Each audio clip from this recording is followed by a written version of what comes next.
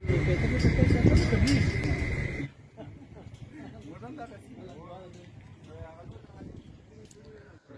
وخت تېرۍ ترڅنګ لوست. یوه شاعر د خپل فکر په نوښت ځوانانو ته د کتاب لوست نوې او اسانه لار جوړه کړې.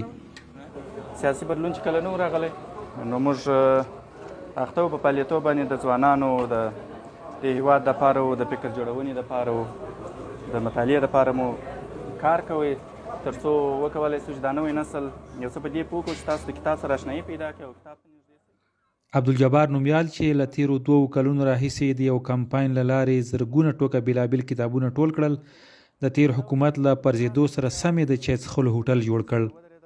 دا ځوان چې شاعر دی او د تېر حکومت پر مهال یې فرهنګي او ټولنیز فعالیتونه کول، سیمنې ورته وویل ځوانان باید خپل ژوند روان کړي، هم باید کار وکړي او هم خدمت. او پوهنتون مو خلاص کړی دی، سیاسي برخه کې مو زده کړې کړي دي، لیسانس یو.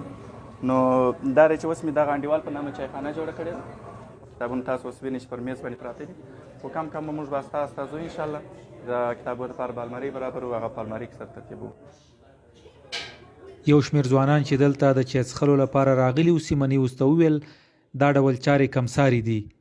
دوی د چای څښلو له خوند سره د لوست مزه هم ګوري. د جمعې ورځ ده چې موږ د ملګرو سره راوځو، د دې ترڅنګ چې د ملګرو سره ووینو، بیا راځو دلته د یو چای سره څښو، ترڅنګ مطالعه کوو. که چیرې موږ او تاسې نورو نړۍ ته وګورو، نورو هیوادونو ته وګورو، د نړۍ هغوی خپل ډېر وخت په مطالعې سره تېروي او کوښښ کوي چې څه نه څه نوي زده کړي او نورو ته انتقال کړي. د پوهنتون یو استاد د مطالعې د ترویج لپاره دا ډول هڅې اغېزمنې بلې، وایي دې ډول فعالیتونو ته باید دوام ورکړل شي.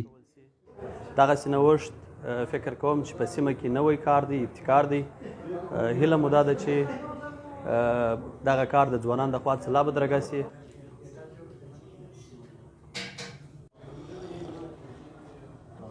دلته هغه ځوانان چې د چایو دپاره راځي لوست په وړیا ډول کولی شي.